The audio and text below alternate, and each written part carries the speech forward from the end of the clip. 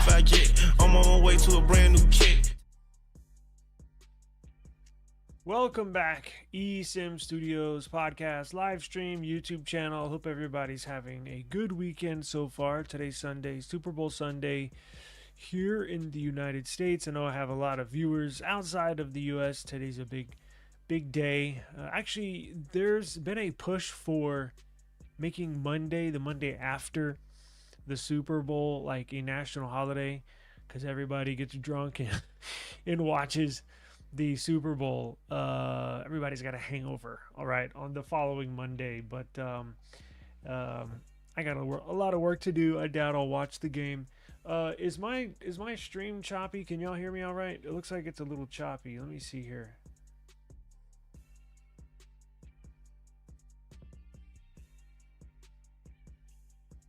Hang on one second.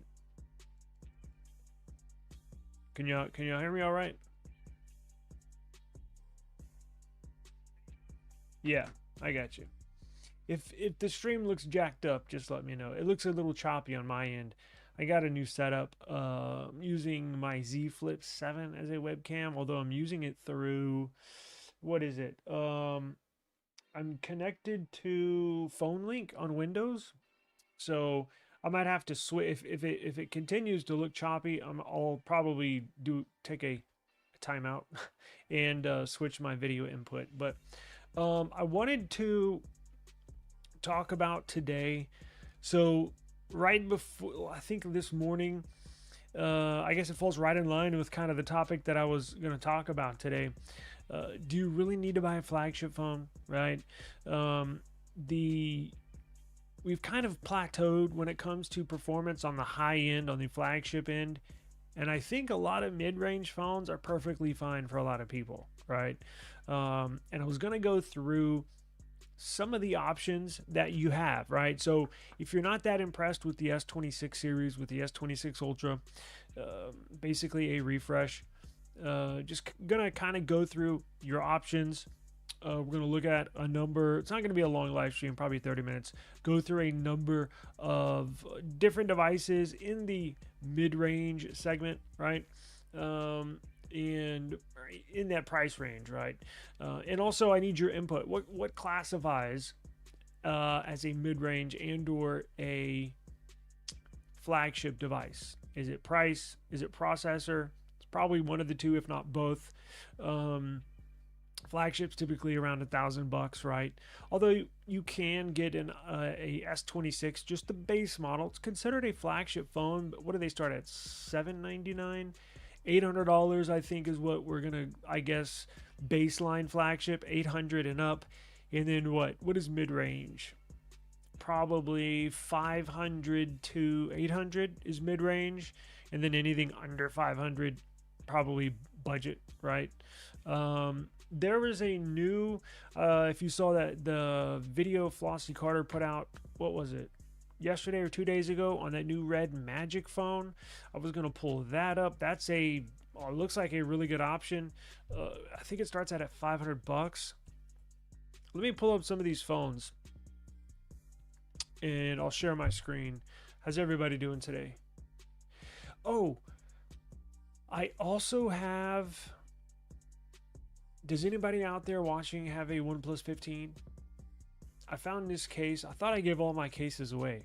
I have this OnePlus 15 case. If there's anybody watching that has a OnePlus 15, let me know. If there's multiple people, I can do a giveaway. If it's just one person, I can send it to you. It's not a big deal. What's going on, everybody? You don't like One UI 8? Yeah, I have mine on One UI 8.5 beta. My S25 Ultra, I can't tell the difference. I mean, maybe there's one or two things I could point out, but it's not even worth making a video about. I know some people, that's all. There's some channels. What's that? Well, I was just watching a video earlier. It's App X, I think it is, the YouTube channel where he does a lot of Samsung stuff, and I don't know. It's not that big of a deal to me. Like, it looks like they're still kind of copying Apple, right? And I'm not in favor of that at all. So Yeah, it's nice. It has a lot of options. There's a lot of customization. But it's interesting to see where OnePlus is headed, where Samsung is headed, and now with Motorola. Now that I'm using them. Oh, by the way, I got my case in. I'm gonna do a case review, although I'll probably do that later today or tomorrow.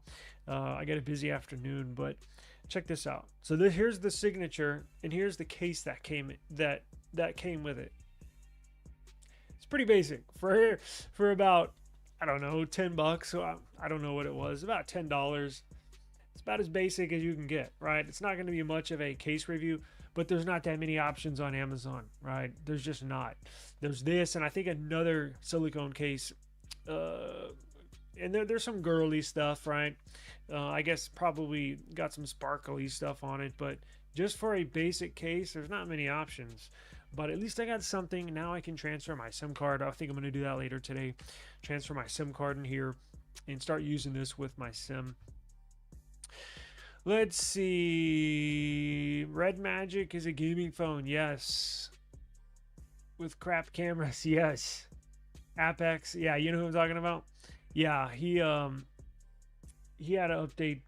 He does a lot of One UI 8.5, One UI beta stuff that I watch, and I'm like, should I make a video about that?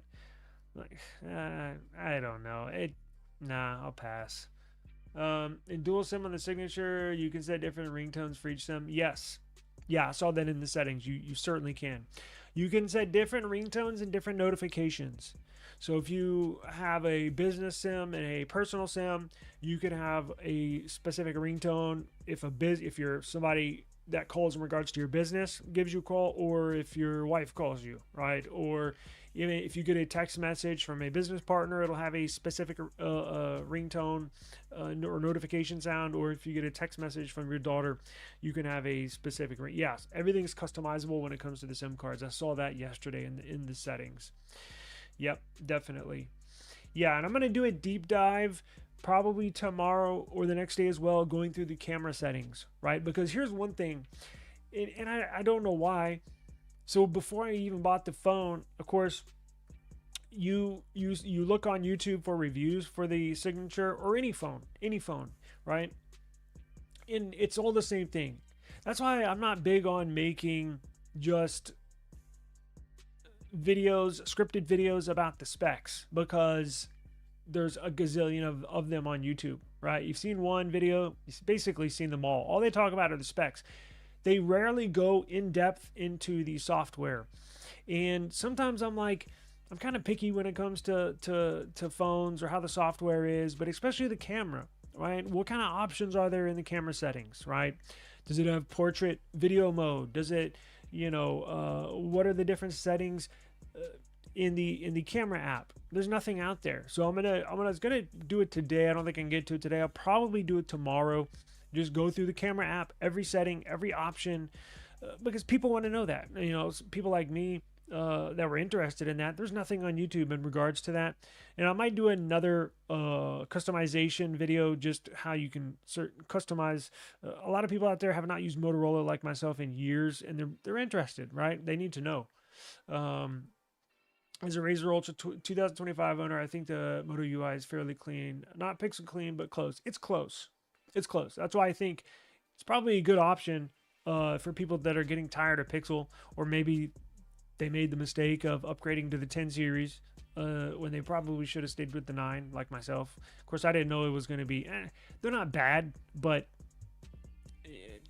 I got about 10 more charging cycles before we hit 200, and they cut everything in half, so charging in half. So people that are going to be upset looking to move to something else, I think Motorola is a good, or at least, the flagship Motorola's, the Razr Ultra, the Signature.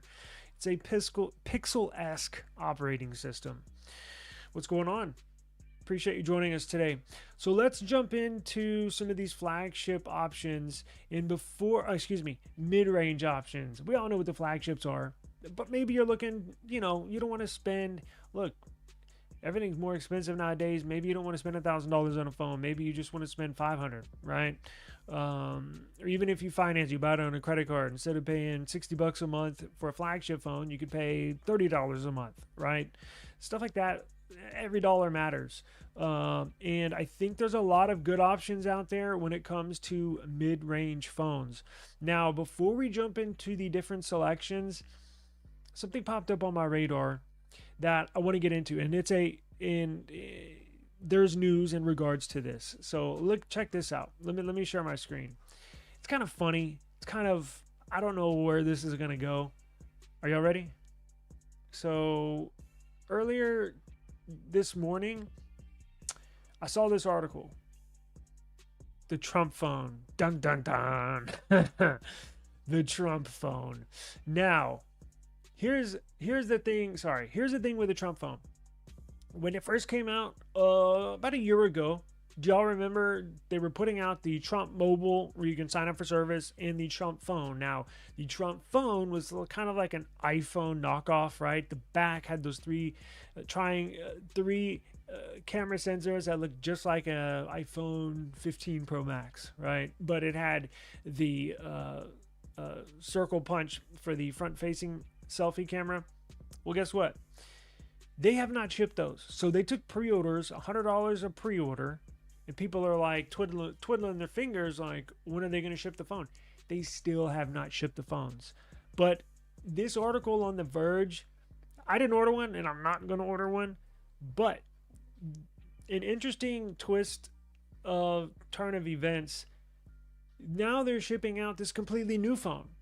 So people that pre-ordered thinking they were going to get this iPhone copycat are now going to get this. And it has different internals.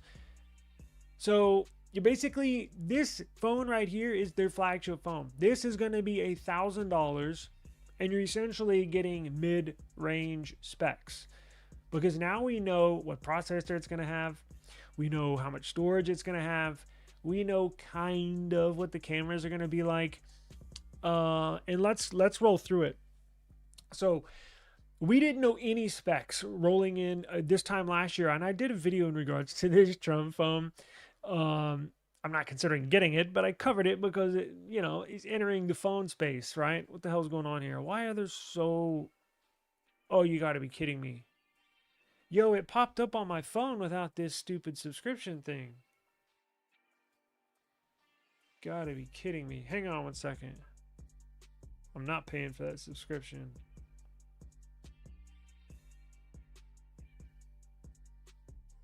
I was just reading the article earlier, and that did not pop up on my screen. All right, so I'm going to pull it up on my phone since they're not going to let me. Okay, so check this out. See, it pulls up on my phone without the subscription thing. All right, so check this out. We'll run through this, but so now we know the Trump phone, they don't have a final price for potential buyers, but they said it's going to be in the they said it's going to be priced right alongside the typical flagships in this article, like Samsung and like Apple. Okay, so $1,200. Now, they're going to rip you off on this phone, right? Because it has mid-range specs, and they're going to ask $1,000 to $1,200 for this thing, right? So let me get down to the specs. So we now know that it is going to have a Snapdragon 7 series CPU. So The Verge interviewed the CEO of Trump Mobile, and they lightly discussed the specs of this new phone that they're going to put out. And it appears that it's going to have a 6.78 inch OLED display. Not bad. A Snapdragon 7 series chipset, right? So it's going to be like a 7S, I don't know, Gen 4, something like that. Definitely not a flagship CPU, right? It's going to have a 5,000 milliamp hour battery. It's going to have 512 gigs of storage. And it's going to support an SD card. So it has that going for it, up to a terabyte. Now, it's going to have a selfie camera, 50 megapixel selfie camera, a 50 megapixel main shooter on the back. and it will have an ultra wide and a telephoto, but we don't know the megapixels of that. And we all know megapixels don't tell you everything in regards to the sensor. But it will be priced north of $1,000. Let's see. Is that all? I think that's all the specs that the CEO released in this article. Let's see. Damn, I can't believe they're making you pay for it on the website. Anyways, I just thought that was interesting that, and in this article they asked him, The Verge asked him, the CEO, so what happened to that $100 reservation for your T1 Trump phone at the this time last year? And they didn't really get a clear answer. So I don't know what the hell's going on over there at Trump Mobile. Sounds like the CEO really doesn't know either. Now, and one other piece of information, it's not going to be made in the USA. You remember when it was first released? Oh, it's first phone completely made in the USA. No, it's not going to be made in the USA. They confirmed that yesterday when this article was released. Now, it's not listed here on their website. What's interesting is if you go to their phones, what the hell? Why does everything look different now on my computer? All right, let's go to the bottom. I think there's a phone section. Check this out. So they still have this on their website. Like, what the hell? And they're selling refurbished S24, a refurbished S23, iPhone 15 refurbished, iPhone 14 refurbished. But their classic Trump T1 cell phone is still up there, and they're not going to sell it. It's going to be a newer, more expensive version. So I don't know what's going on over there, and quite honestly, I don't think he does either, because they need to update their website. Anyways, I thought it would maybe just for shits and giggles fun to order one and test the service out. I'm not touching this thing with a 10-foot pole. Like, sorry, I'm just not gonna do it. Especially, when it first came out, I think it was $4.99. I was like, I might do it just to kind of make a mockery of it. But I'm certainly not doing it now. Anyways, but hey, they do sell some refurbished phones here. You know, mid-range prices, lower mid-range prices right here, past flagships, and that'll roll us into some other phones. So what are your options, right? Let's go to GizTop. Has anybody ordered anything from GizTop? Because they actually have some decent prices. They don't have the Motorola Signature on here. They do have the Moto X70 Air. That's a decent phone. Wait, what is this X70 Air Pro? Is that the Signature with a different name on it? It looks like my phone. Huh. Let's see if it has the same specs.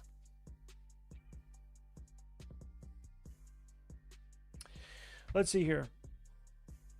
So, yeah, it has the, looks like it's the same phone. Oh, interesting. So they are selling it for $7.99 here. How much storage does it have? Let's see. Let's go with black. Let's do 12,256, $7.99. So you can get one on eBay cheaper. And I don't know what version this is. Is this version 1 or version 2? Oh, this is the Chinese edition. And as you can tell, it doesn't have as many bands as the Indian version. So I wouldn't know, if you're interested, I wouldn't order it on here. Get it off of eBay. As you can see, it wouldn't get much good cell service if you're here in the United States. But let's go back, because let's see, are all these Chinese versions? Yeah, so actually GizTop's probably not the best option to order a phone from, unless there's something on here you really, really want, because it looks like the bands in these phones you're going to be pretty limited, right, on what you get. But what's the first thing you think of when you think of a budget phone? Because what's the most important thing to y'all when it comes to a, if you're not going to spend $1,000 on a flagship phone, because what do flagship phones have nowadays? It's all pretty fairly similar, right? It's going to be nice and fast, usually going to have at least 12 gigs of RAM, typically 16 now. You're going to have a nice smooth experience, hopefully good battery life. What's most important to you?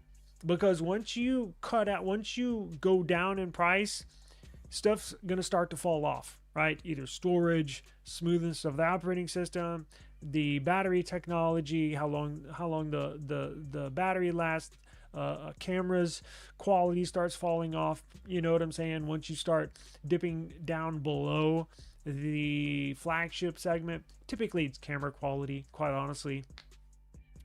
Yeah, that's one thing I forgot to mention, the headphone jack. And it does have an SD card slot. Now, I don't know who manufactures this Trump phone. Damn it, why won't it let me pull up the article? It looked like somebody's manufacturing it, right? Trump is not manufacturing the phone. He's having somebody manufacture it. It's just going to be a rebranded A56 or rebranded. That back of that phone looked familiar. I just can't think of what phone that was. So you're into battery and smoothness of the operating system. Simple, just need a clean UI with decent cameras. Yeah, I think those three things: the battery, the smoothness of the operating system, and or a simple operating system with decent cameras, right? Now, depending on if you game on your phone, if you edit videos, if you don't do any of those, I edit videos on mine. I don't game, so I do need a decent powerful CPU, right? But I don't need, after using this Motorola Signature, and I've had the perfect example, the Nothing Phone 3A. It's a nice, snappy operating system, and it doesn't have the best CPU, right? So you don't necessarily need the latest and greatest Snapdragon CPU nowadays. Maybe 5 years ago that was a must, right? But nowadays, just the regular Snapdragon 8 Gen 5, it's perfect for 99% of people, right? Even the 7S, what phone did I use with the 7S Gen 4? It was about a year ago. Was it a Nothing phone? But I remember thinking, damn, this is actually really smooth, really snappy, doesn't stutter. Even with video editing was fine. I was like, holy crap. Yeah, the Nord 2. Yeah, it does look like the Nord, doesn't it? With that camera island back there. These assholes won't let me pull up the let me see if I can refresh it real quick. Right there. Sort of does. Now, yeah, did the phone 3A have a MediaTek 74? Damn it. So I was gonna go down. So let's cross out GizTop, because I think let's look at the OnePlus phones on here real quick. Now, a lot of the OnePlus phones are gonna have the Chinese operating system. You can get them pretty cheap. Like, you can get that new OnePlus Turbo 6 for $399. Turbo 6V, those have huge batteries in them for a decent price. One thing I worry about is the cell reception, is the network here in the United States. I think one or two of those 5G bands would work, but you're just going to limit yourself. And if you live outside of the city, maybe you live in the suburbs outside of a major city, that's when it may start to peek its head as far as you having some network issues. If you live inside city limits, I do, but I'm just in a dead spot, honestly. But this last year, Qualcomm's modems have eliminated the dead spot for me, thank God. But that's what you're going to start having to worry about with some of these phones, is not from the US, but I'm talking about if you get them in from like GizTop, you're going to have to start worrying about that. They have some really, really good prices here. But again, just be mindful of what you're buying. But let's jump into the upper tier mid-range, and this is right on the border. The OnePlus 15R, right on the border in between mid-range and flagship. Now, I want to get my hands on one of these, quite honestly, and I think starting next month I'm going to look for deals, because it's been out for what, a couple months now, right? And I think you could be able to find, like at Best Buy or on Facebook Marketplace or Mercari, you should be able to find a used one, because I'm not going to pay $700 for that. You can get a 1-year-old flagship, and that's something we'll discuss towards the end. Would you rather buy a brand new mid-range or a 1-year-old flagship? That's a big decision you're going to have to make whenever it comes to purchasing a phone for you, maybe a second phone, maybe a phone for your kid. Should you get a brand new mid-range or a year-old flagship? So you should be able to find this at a decent price here. That's for $799 for $800. That's too expensive. Might as well just get the OnePlus 15, right? Like, but at $699, it's still pushing it. I think you could find a good one for maybe $575, something like that. I think that's the sweet spot for this OnePlus 15R. Something under $600, I think, would be a good buy. All right. So that's an option. Now, here's an option, a Motorola option, but you want to be mindful. So the Moto Edge 60 Pro, you can get this on Amazon for $499, so essentially $500. They have one in a really, really nice blue color. But here's the problem with this Edge 60 Pro. They do bi-monthly updates. Now, Motorola's come out and said they're doing monthly updates for this signature, for their flagship. It looks like they're doing bi-monthly for their mid-range phones. Because I watched a couple of videos on this phone last night and this morning, and a couple of them mentioned every 2 months they've gotten an update. Now, I'm sure you might have, or you might not have seen that report, that there is a bottom of the barrel Motorola phone, I can't remember the name of it, that they're just not updating at all. Now, that's Motorola, right? I wish they would just send updates out every month. Hopefully with this, they see the fanfare, they see the warm reception that people like myself are starting to jump into this phone for just 4 monthly updates. So I'm hoping they start to update their phones every month, but hopefully slowly they'll move into that. But they are updating this every other month, so that's a decent option. It has a MediaTek Dimensity 8350 chip, very capable. It's actually got a lot of nice specs. 6.7-inch curved P OLED display, 6,000 mAh battery, 90-watt charging, IP69, all for about $600. But like I mentioned, on Amazon, they're $499. So the Moto Edge 60 Pro, I think, is a decent option, right? Now, what about this Red Magic A11 Air that Flossie Carter reviewed just the other day? This thing looks pretty cool, minus cameras. If you're not a big camera person, then so be it. It all depends on what you use your phone for, right? So these start at $499, and it basically has all the good specs. It has the Snapdragon 8 Elite chipset, not the Gen 5, but the Elite. They do, remember, they're only selling this for $499, so they got to cut costs somewhere. But it's going to have a lot of RAM. It has very fast UFS storage. It has liquid cooling. It has those special triggers on the corners. It's got an all flat back so the camera humps don't stick out, and it has a in-display front-facing selfie camera.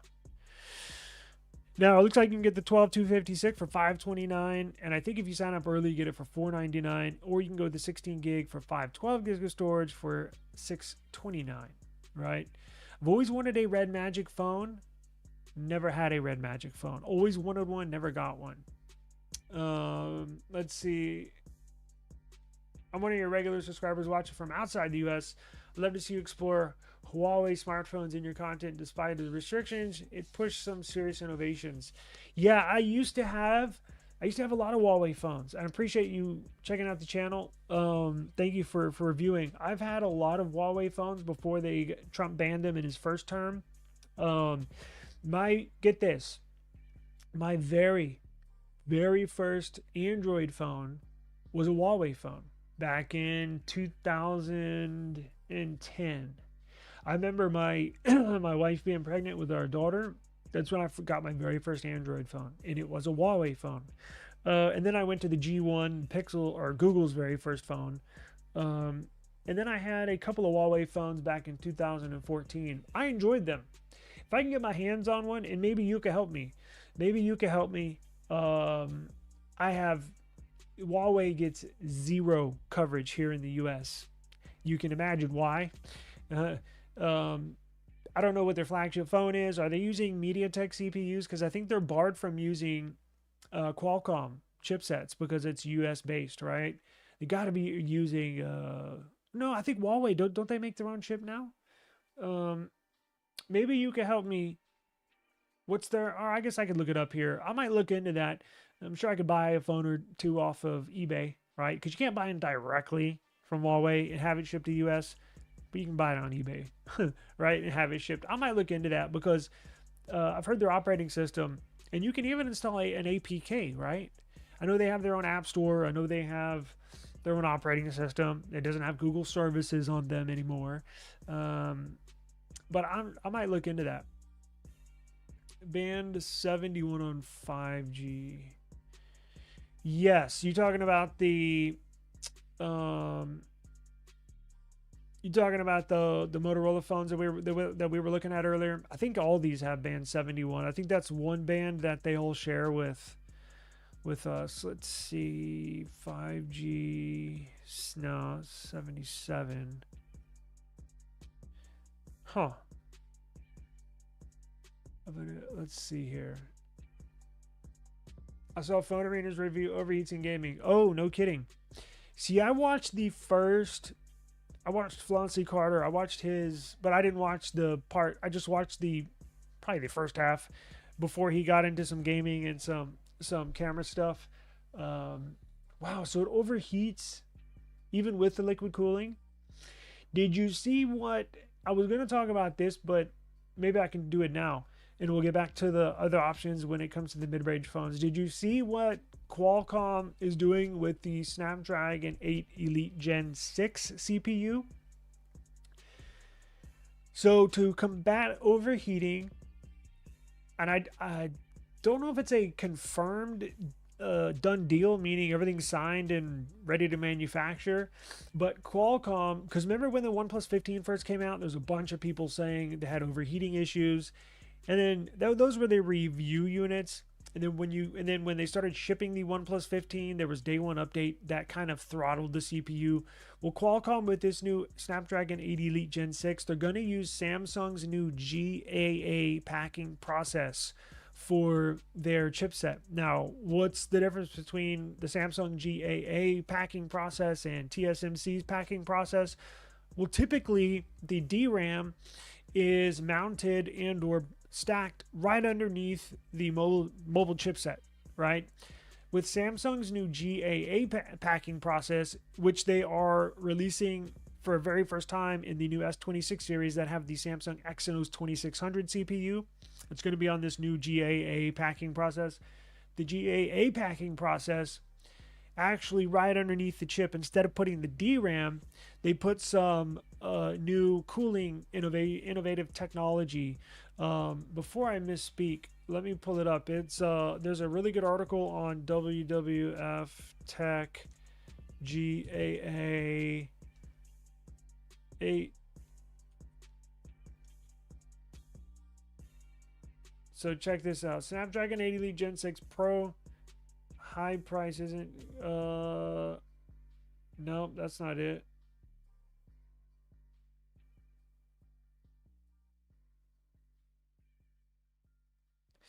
And this is why they're hitting peak clock speeds of 5 gigs, is because they're using Samsung's new. There was an article that was out this week. This one was from about a month ago. Let's see. Yeah, the use of Samsung's heat pass block, which is employed on the Exynos 2600, is expected to be applied to the Snapdragon 8 Elite Gen 6 Pro to reach that 5 gig threshold. So they ramp it up so high, it generates so much heat. Samsung, that's why I'm really interested in trying an S26 that has the Samsung Exynos 2600. The CPU looks badass. Now, I'm gonna hold got some reservations. I think all of us have had a bad experience with an Exynos CPU throughout the years, right? I've had a couple good ones. I've had a couple really bad ones, but I think they have something going on with this new packing process. Have you seen the benchmark results from this Exynos 2600? Whoa, it's incredible. So I'm actually looking to get we'll have to see when they come out. I don't know. Obviously, the Ultras are all getting the Snapdragon variants, and then the base model, the Plus model, are getting the 2600, but we don't know in what regions. After they get released, maybe about a month or two, maybe 3 months, maybe some right around the middle of the year, I might try and get, if they don't sell them in the US with the 2600, I might try and jump on eBay and see if I can find one. I really want to test that out. Let's see here.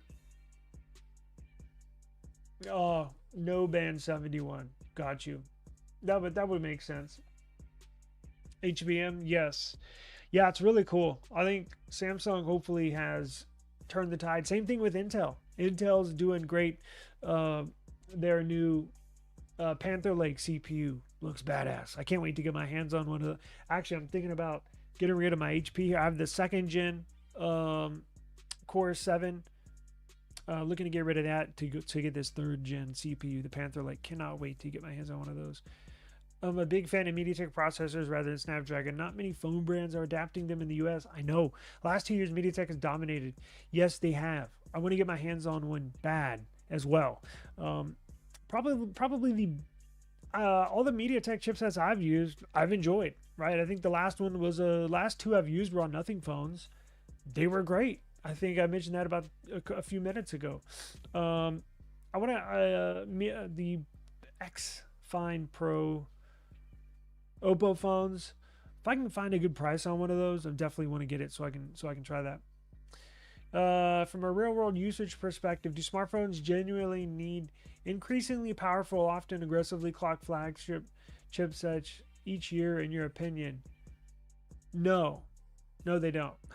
And I think it was Roy Sanchez here that said why. Because they overheat. Like, everybody uses their phone differently, right? Your usage probably way different from mine.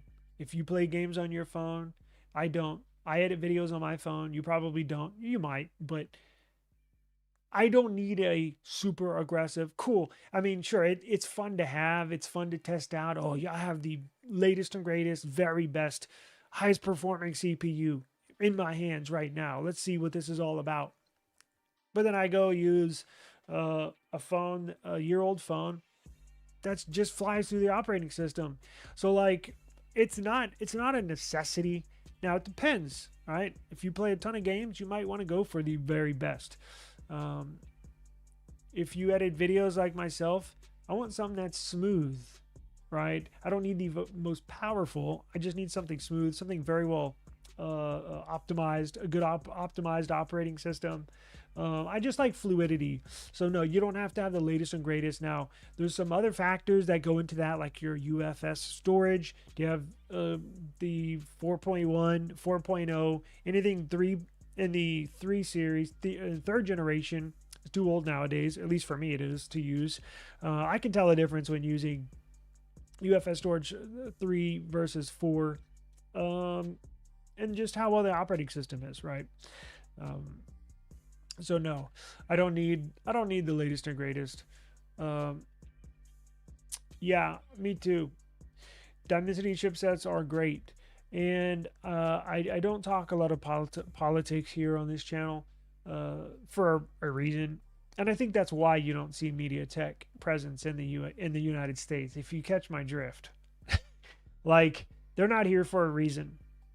So I wish it would change. I wish it was just open market, free game. I wish we here in the United States, we're really pinched when it comes to the different options we have as far as not just phones, but technology, period. We're really pinched. Like, that's why I'm so excited about Motorola coming back. Now, I know they're not based in the United. Well, I guess they're based in Chicago, but for our market, there's just not that many options, right? And especially if OnePlus slowly fades away, we just don't have that many options. I wish we had MediaTek. I wish we had more MediaTek. I wish we had Huawei available. There's a lot of things I wish that we could have here that we just don't. Right? You want an Oppo phone, you got to go buy it off eBay. You can't buy it directly from Oppo. It's frustrating. It's really, really, really frustrating. I want fast and sturdy with no throttling. Fast and sturdy. Yeah, that's I gotta have a lot of RAM too, right? Let's see here. So we talked about the Trump phone. We talked about the Giztop phones. OnePlus 15R, the Red Magic 11 Air, right? Mid-range. What else we got? iPhone 17e. If you're an iPhone user, this is coming out apparently pretty soon. According to the latest information, gonna release with a $599 price tag. I think the main upgrades with this one is they're gonna have a dynamic island now instead of the what do they call that? The teardrop. Well, it's not really teardrop, but they're gonna have a independent dynamic island now on the 17e. How could I forget Pixel? Now, I have a love-hate relationship with Pixel because the new Pixel 10a is coming out. That's a classic mid-range phone, but I think I'm gonna have to wait and see. This is a fantastic version, and don't think I'm just shitting on Google because my whole family has Google. When my dad needed a new phone, I just get a Pixel. When my mom needed a new phone when she was alive, I said here, go get this Pixel. My grandparents, Pixel. They're the easiest, most secure, simplest Android phone you can use, right? And the A series is good because it's not cost you an arm and a leg, right? Now I worry that they're going to implement this 200 charging cycle thing in all devices moving forward. I don't know. I've tried to get confirmation to see if the 10A is going to have the 200 charging cycle limit, where it'll cut your charging in half and it'll cap your battery capacity at 80%. Right? For people like you and I'm not going to recommend Pixel if they continue doing this. But for somebody like my parents, a grandparent, they don't care if their phone takes 2 hours to charge, right? I do. So for them, people that are not really into all that, that's fine. But I'm going to have a hard time recommending Pixel if they continue this 200 charging cycle thing. Because remember, it's only about 6 months of usage and it just goes in the shitter. The charging in your battery capacity. So I'm going to wait and see. I'm going to try to get some clarity on this Pixel 10a. As you can see, it's already listed on the Google store. You can sign up. Now, what Google's doing typically every year, you know how the A series, they'll put their flagship CPU that's in the whatever their sister series is. So for like the 9, they would put the Tensor G4 in the Pixel 9 series, and they would also put it in the Pixel 9a series. They were doing that every year until this year. So we found out the Pixel 10a is not going to have the Tensor G5 chip in it that the Pixel 10s have.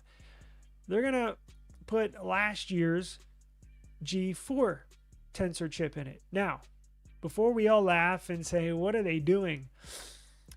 Not a bad idea. Now, if this was any other phone company, I would kind of give them crap about it, right? Because it's a complete refresh. Like, I'm sure there's maybe have newer UFS storage or, maybe newer speaker components in there. So it would have some newer parts, but it's essentially a refresh from the 9A. However, the Pixel 9 series still outperforms the new Pixel 10 series. So this is actually probably a good thing that this 10A will have the Tensor G4 in it. I was going back and looking at some of my reviews the other day. The Pixel 9 outperforms the 10, so this should be a decent performer. But I don't know when this is going to release, and I want to see if it has a 200 charging cycle limit on it before I personally recommend it. Again, if it's for a kid, if it's a second phone, right, whatever. But for your primary phone, I'm going to reserve judgment until I know a little bit more. But that's always an option, the A series, right? And then the S25 FE. I stopped using FEs a couple years ago when they only had 8 gigs of RAM. Now I believe they do have 12 gigs of RAM. I believe that's for the AI that's in there. I think. No, you know what? I think they still have 8 gigs of RAM.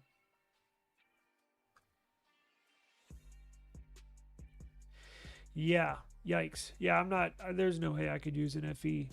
The least I can do is 12, but 8. Yeah, that's too little. But it's always an option, right?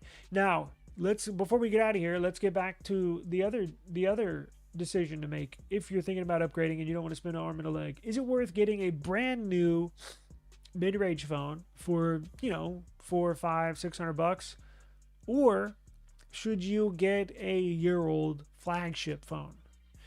That's the question. Now, everybody's different. I think I would go with a year-old flagship phone. Perfect example.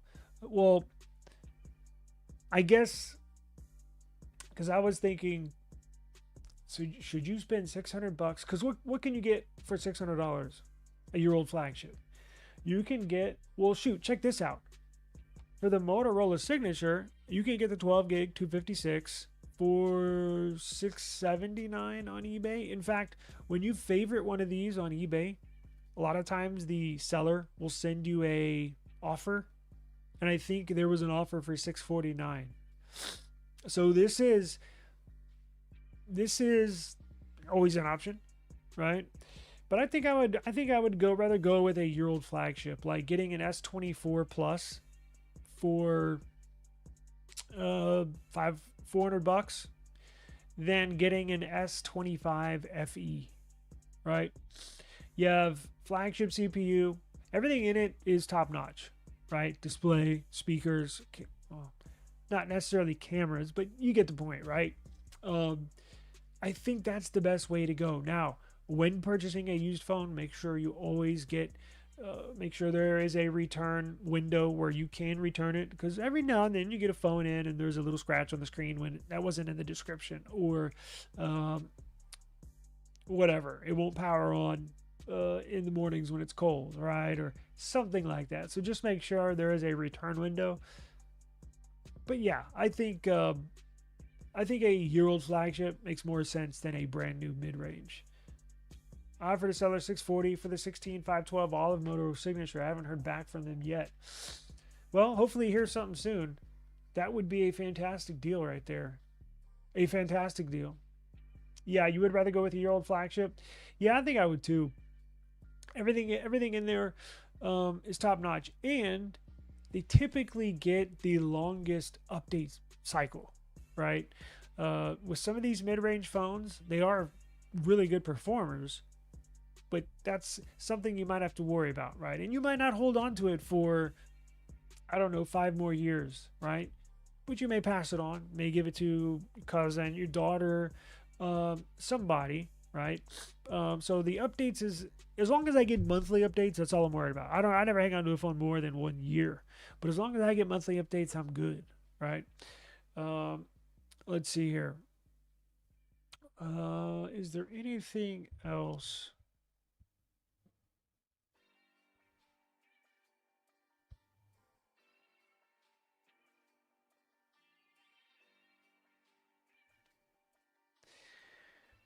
Let's see.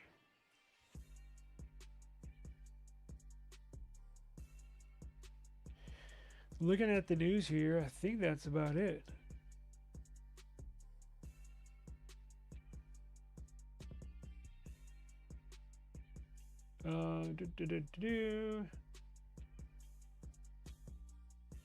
All right. Well, is there any phone that I'm missing that you can think of?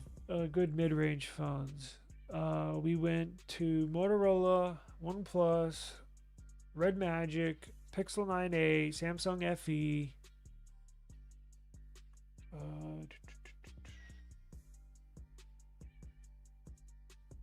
I know I'm missing something, but um, I'm sure there's an Oppo phone or something else out there. I'm trying to think. Oh, does it? Nothing. Hello. Thank you. The A series. Thank you. I knew I was missing one of them. The Nothing A series. Now, I hope they release those out of the beta program for US buyers. They should. If they're not going to release a flagship phone this year, at least take it out of the beta program so we know it'll officially work here in the US, right? There's been a lot of users recently that have the 3A that have commented on my video with the 3A where it has issues working with AT&T, right? There's an issue with the AT&T not recognizing the phone. So I think they need to do more there, right? And supporting users here in the United States, right? They sure do. Yeah, that was a really, really, really good deal you got. Does anybody have a OnePlus 15? I found this in my drawer, and if one of y'all need it and or want it, I can send it to you. Just let me know. I think it's Rinky. And if you want that, email me, eSIMstudios@gmail.com. Other than that, I'm going to get out of here. I'm going to do a camera app walkthrough on the Signature. I compiled some more pictures and videos last night. I have day shots and night shots that I'm going to put out. And I'm going to do a case review on this, although it's not much of a case. It's paper thin, and I may just do a short, right? I don't think it dedicates a whole video to this, but not much of a choice on Amazon. But I'm going to move my sim into the Signature and get that rolling. Does it have RAW?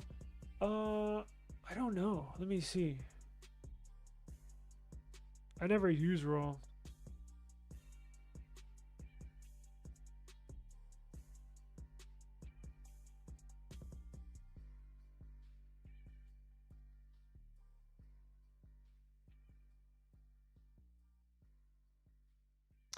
You know, I saw a video and I could have sworn it has it on here, but I don't see it. Now, they might have changed it because I remember watching a video on the Signature a couple weeks ago, and the person was upset because it doesn't have a pro mode in the camera settings. And I'm looking down here and there's a pro mode in the camera settings. It might be in these settings.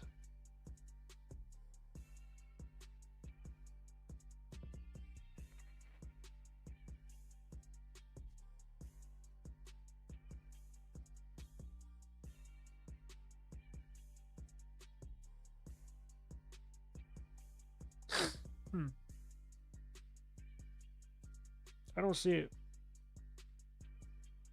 Yeah, it's got RAW. It has it. I was just looking in the wrong place. It does have RAW. RAW photography. See if you can see it. Right. Can y'all see that? Oh, shit.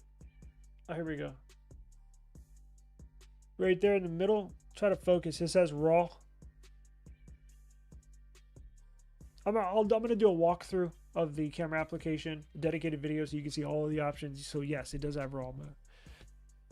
But let me get out of here. I do appreciate the time. Thank you for stopping by. I'm going to shoot that video here this afternoon. I'm going to compile the video, pictures, night shots. And then if you need a OnePlus 15 case, just email me and I'll send it. Whoever wants it or and/or needs it. Other than that, appreciate the time. I'm going to get out of here. Got some chores to do, trying to sell a car too, so I got that to do. But appreciate it. Thank you, everybody. Have a good weekend, and I'll check you out tomorrow. We'll do a giveaway Probably tomorrow. Do you give away tomorrow? I don't have any time. I'm supposed to be out here at 3. I'm running behind. We'll do giveaway tomorrow.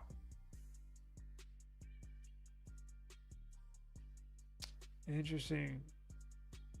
Yeah, appreciate it. Thank you. You too. Hey, bro, what's going on? Thank you for stopping by. Make sure you hit the replay. We're about to get up on out of here. Appreciate it. I got to run. Peace.